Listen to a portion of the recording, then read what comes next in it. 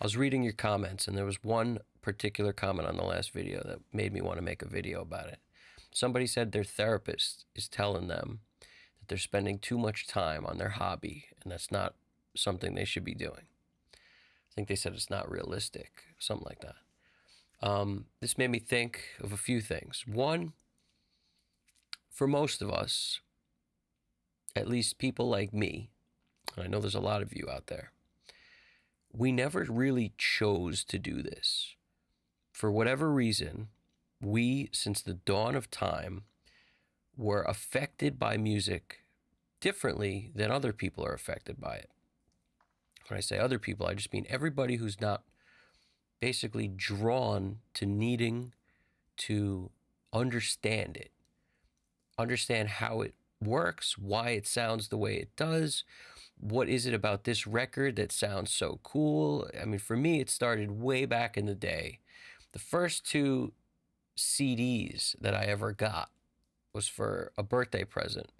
I can't remember what age I was, but my older brother got me these two CDs, and they were really the greatest CDs anybody could give anybody who's starting out. At the time, CDs were a relatively new thing. I still remember going to record stores like, my local one in the neighborhood where I grew up. And cassettes were everywhere. And the CD section was growing. It was a small section, and then it became more and more, and eventually it took over the store, and the cassette section was very small. But I remember this like it was yesterday from the time I was a little kid. And at the time, there was like a CD Walkman that I had gotten as a birthday present, and my brother bought me two CDs to use in it. And those two CDs were Abbey Road by the Beatles and Led Zeppelin 4. So I can't tell you how many times I listened to those CDs, but prior to even that, I had a bunch of siblings, and in my house, like, there was, for some reason, a lot of record players on top, cassette, like these stereo systems that had multiple, two cassette decks, and then like most of these didn't have CD players built into them because that came later. These were like prior to that. Most of the home hi-fi stereo kind of things that were made by practically every company. Like Iowa made one, I think JVC made one. I had two older brothers in the house, and at one time also my sister. So it was like a lot of people in the house. Almost everybody had something in their room to play music on. So as soon as I was like old enough to talk, like I wanted one too. And there was somebody's hand-me-down one that they had upgraded that I was able to put in my room. So there was one of these that had a record player on top. And my family had a lot of these like 45s and, the smaller records and a bunch of, bigger ones. But like that would go on top. So you got your typical LP and a 45s. And I was playing like When the Lion Sleeps Tonight. Like I would go through these things and just like pick random ones and play them. And I was always super drawn to music. I could never not love listening to music. It was like always what I wanted to do. And from the earliest thing I could remember, my brother had taught me how to basically make my own mix from either a record or from listening to the radio by recording it onto a cassette. So because he had like taught me that, I became obsessed with making the perfect mix of all my stuff on a cassette. Not mixing tracks together, but putting a bunch of songs together on a cassette. And I would record from the record player. Like you could really do a lot with those things in terms of what you could play back and how you could record it internally. It was very cool. All those kind of stereos at the time were able to do that. So anyway, point being, from the, and I try to like put into words or context why I was so drawn to it. I really don't know. And that's the thing. Some of you guys, you may not know why you need to keep doing it, why you need to keep spending time doing something that may never yield anything. Because for a lot of us, you may do it and it could just be your hobby. You may not be getting paid for it. You may not be a professional by any means, but you love doing it anyway, and you do it because it makes you feel good. That's totally fine. And it's one of those things where you can't stop because that's you. That's who you are. In other words, Your hobby is that, but it's more than a hobby because you can't stop doing it. It's like an addiction, but it's not an addiction that hurts you because it doesn't, it actually nourishes your soul. It's the opposite of hurting you, right? So, and I personally believe that anybody who works on their own music, whether it's songwriting or mixing or any art related to constantly improving your skills on a daily basis by continuing to work at it because you love doing it. I mean, I don't know what the answer to life is. I have no idea. But when you find stuff like that that you love, you're doing something that you know you are really connected to, that you're supposed to do. It's like that part of life makes sense. And for a lot of us, for whatever reason, that's maybe one of the only parts of life that makes sense. So we hold on to it and we should never let it go, no matter how old we get, no matter how much whatever we've done in the past doesn't yield a successful result. None of that matters. It nourishes us like oxygen, like water. We need it. Everybody's going to laugh at how I just pronounce water. I can't help it. I don't know why. That's how I say water. What do you want from me? Anyway, point being, I can't let it go. I love making music. I love working on other people's music. I love experimenting with what is possible. That's why I got into recording. I was always the guy who would put the mics up where in any band I was in. Like, I always wanted the recording and I always wanted to make it sound better when I got home. And trust me, in doing that or trying to, I made it worse way more of the time than I made it better, especially in the beginning. But that's how you learn. That's how you learn where you can put a mic and where you can't, and how loud everyone is, and how that relates to what. And then the drummer plays cymbals like crazy, and I hate drummers who play cymbals like crazy now. You understand what I'm saying? And now when I go to sit down on the drums, the last thing I do is crash the cymbals very hard because I know what it does to everything. It's a white noise generator. I talked about it before, but anyway, I have I have a chip on my shoulder for drummers who play too many cymbals too loud over there. You're killing us. What are you doing? So anyway, let's move on. But I have to say, you're not alone if you need to keep doing this, even if it yields no results. And anybody in your life who doesn't understand that, it's almost like they're telling you, find another hobby. Well, I got news for them. You're not them. So they may not understand this need that you have to keep nourishing yourself with music. But that doesn't matter if they understand it. You could keep explaining to them that, look, this is me. I don't want to do your hobbies. You want me to go do someone else's hobbies? Like, you want me to go, why would I do that? Some people like to hang out and watch TV or movies or play video games. I like to do this. You know what I'm saying? So I think it's a learning experience for anybody who doesn't have that pull towards music, that they don't always get it.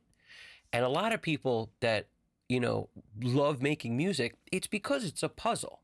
I want you to realize it's not because you're obsessed with getting famous or successful. Like, at the root of it, that can't be the reason you do it. It's not. The root of it is you want to solve the puzzle. How do I make this idea better? How do I transition from verse to chorus better? How do I make the bridge really, take the song to another level? It's like you're trying to solve a puzzle when you songwrite. That's how I look at it. It's a puzzle. And that's why so many of us love to keep coming back to it day after day, because we're trying to make that whatever puzzle we're putting together, we're trying to make it as good as we can. It's a puzzle, but it's not a puzzle with cut out defined outline pieces. It's a puzzle that you paint with a paintbrush. And anytime you paint it, you could create something that's more vivid and vibrant. And we are always sort of searching for that. And a lot of us, when we experiment with different mic placements, different mixing techniques, different plugins, different ways to do things, we go from in the box to hardware to in the box. I mean, just any sort of combinations, it rejuvenates us even more. It makes us want to keep doing it. So I think the people that are like this are one and the same. We can't let it go. We don't want to let it go because it's who we are. And for some of us, that was the only place that we ever really felt comfortable doing that. And if you're like that, don't ever let it go. It's too important. It's one thing you know for sure. You love this. You don't need to know much else. You don't need success. You don't need a Grammy. You don't need somebody to tell you that you're great. You don't need them to come down and preordain that you're going to be successful. Just keep doing what you love and work hard at it. Work hard at it because the more you put in, the more you'll get out. Don't tell yourself that you can't make it, whether that's in any way, that you can't make something people like, that you can't finish this in a way that will be a good mix, that you can't. If you tell yourself you can't, that will come true. It will come true every time. If you tell yourself you can, you will. And that's the point. You give yourself the opportunity to actually achieve and succeed if you tell yourself you can. This is not fake it till you make it. It's you might as well keep telling yourself you can, because the self-talk is killing you. Your negative self-talk is absolutely killing you. You love this. Start trying to talk to yourself in a positive way. I could quote so many things right now. Bruce Lee's quote comes to mind. Don't talk negatively about yourself, about your body, because your body can hear you. There's a real concept there. He said that's, words cast spells, and they have like more meaning and like edge to them than you even realize. And by you talking badly about yourself, whether out loud or internally, you are causing an effect on yourself. You will make it where you don't want to work as hard, and you will make it where you stop sooner, you quit sooner.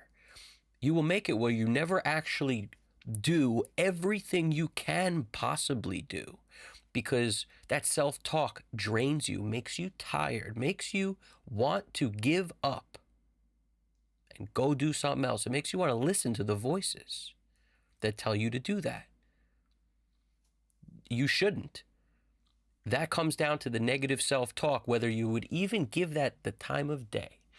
If you're somebody who needs to do this because you love it, that's enough. And you should just look to get better every day. You keep the positive self-talk going, and you'll be able to put in more effort consistently.